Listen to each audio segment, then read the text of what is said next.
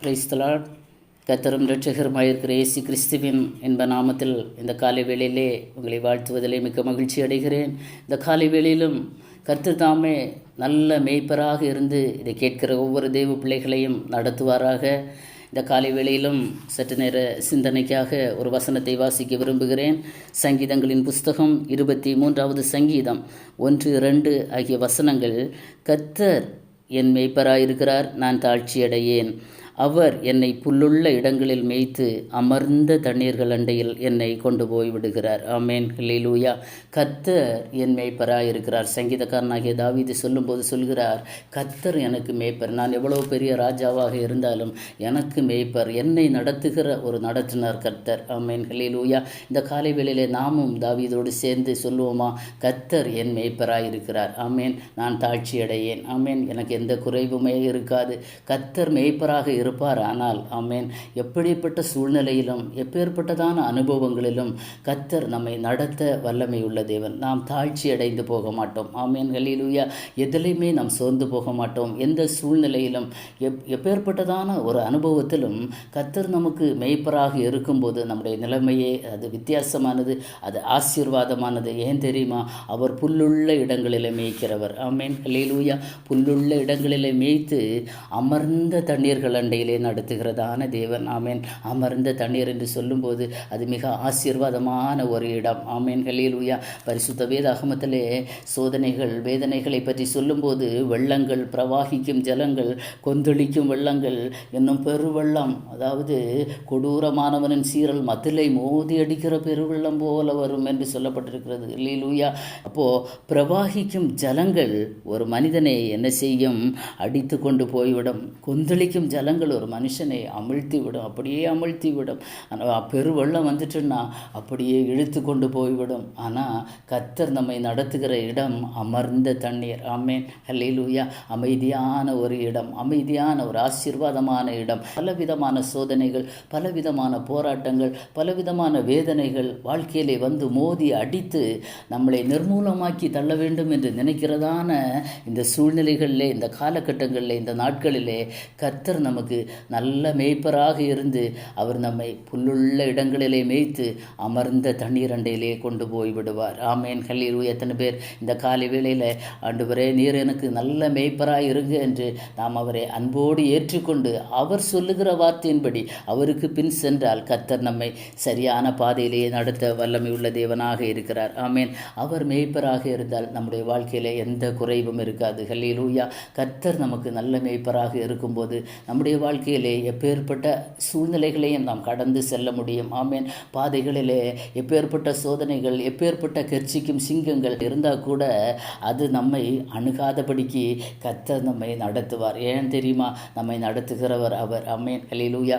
வாழ்க்கையிலே பலவிதமான போராட்டங்கள், வேதனைகள், பிரச்சனைகள் வந்தாலும் அதை தாண்டி, அந்த சூழ்நிலைகளை தாண்டி போக வேண்டும் என்றால் கர்த்தர் நமக்கு நல்ல மேய்ப்பராக இருக்க வேண்டும். ஆமேன், ஹல்லேலூயா.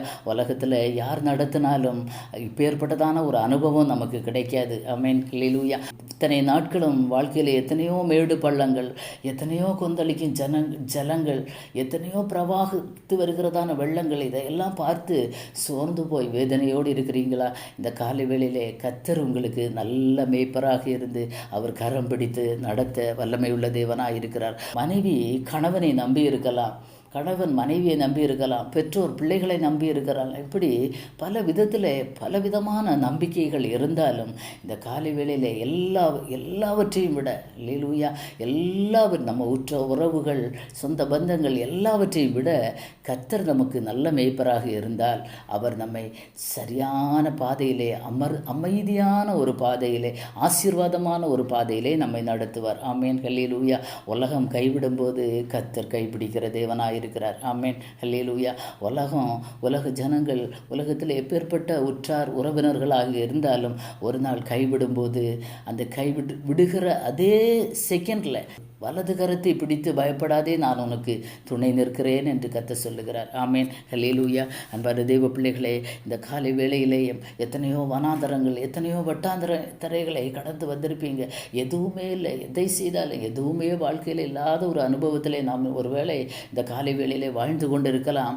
அப்பேற்பட்ட அனுபவத்தில் இருக்கிறதான தெய்வ பிள்ளைகளை பார்த்து கர்த்தர் சொல்லுகிறதான ஒரு வார்த்தை, இன்று முதல் நான் உன்னை எப்படி நடத்தப் போகிறேன் தெரியுமா? புல்லுள்ள இடங்களிலே நடத்தப் போகிறேன். ஆமீன். புல்லுள்ள இடம் என்று சொல்லும்போது ஆசீர்வாதமான பாதை. ஆமீன். அமர்ந்த தண்ணீர் என்று சொல்லும்போது ரொம்ப அமைதியான ஒரு இடம். ஆமீன். அமைதியான ஒரு இடம் என்று சொல்லும்போது வாழ்க்கையிலே ஒரு சமாதானம், இத்தனை நாட்கள் அனுபவித்ததான சமாதான கேடுகள், வடித்ததான கண்ணீர் எல்லாவற்றிற்கும் கர்த்தர் ஒரு முற்றுப்புள்ளி வைத்துவிட்டு அவர் ஒரு சமாதானத்தின் வாழ்க்கை. ஆமேன். ஹல்லேலூயா. ஒரு ஆசீர்வாதமான பாதை. ஆமேன். ஹல்லேலூயா. ஒரு செழிப்பான ஒரு நன்மையை கர்த்தர் இன்றைக்கே தர வல்லமை உள்ள தேவனாய் இருக்கிறார். ஆமேன். ஹல்லேலூயா. அவர் நம்மை நடத்தினால் அது மிக ஆசீர்வாதமானது, மேன்மையானது. ஆகவே தான் ஏசாயா சொல்லும்போது கர்த்தர் நித்தமும் நடத்தி மகா வறட்சியான காலங்களிலே, ஆமேன், வறட்சியான காலங்களிலே ஆத்துமாவை திருப்தியாக்கி எலும்புகளை நலமுள்ளதாக்குவார். நீ நீர்ப்பாய்ச்சலான தோட்டத்தைப் போலவும் வற்றாத நீரூற்றைப் போலவும் இருப்பாய் என்று சொல்லுகிறார். ஆமேன். கர்த்தர் நடத்துவார் என்றால் எப்பேற்பட்ட வறட்சி இருந்தாலும், ஹல்லேலூயா, அந்த வறட்சியான காலங்களிலே அவர் நம்மை நடத்துகிற விதம் புல்லுள்ள இடங்களிலே நம்மளை மேய்க்கிற தேவன். ஆமேன். அமர்ந்த தண்ணீரண்டிலே நடத்துகிற தேவன். ஆத்துமாவை திருப்தியாக்குகிற தேவன். ஆமேன். ஹல்லேலூயா. ஆத்துமா திருப்தி அடையாமல் இருக்கிறதான அனுபவங்கள் வாழ்க்கையில் எதுவுமே இல்லை, என்ன சம்பாதிச்சு எதுவுமே இல்லை என்று ஏங்கி தவித்து கொண்டிருக்கிறதான நம்முடைய வாழ்க்கையிலே கர்த்தர் அவர் மேய்ப்பராக இருந்து செயல்படுவாரானால் இந்த காலை வேளையிலே நீர்ப்பாய்ச்சலான தோட்டத்தை போலவும் வற்றாத நீரூற்றை போலவும் இருக்கும்படியாக கர்த்தர் செய்வேன் என்று வாக்கு பண்ணுகிறார். ஆமேன். அவர் கரம் பிடித்தவர் கரத்தை விடவே மாட்டார். ஆமேன். ஹல்லேலூயா. அவர் நடத்துகிற பாதையை வித்தியாசமானது. ஆமேன்.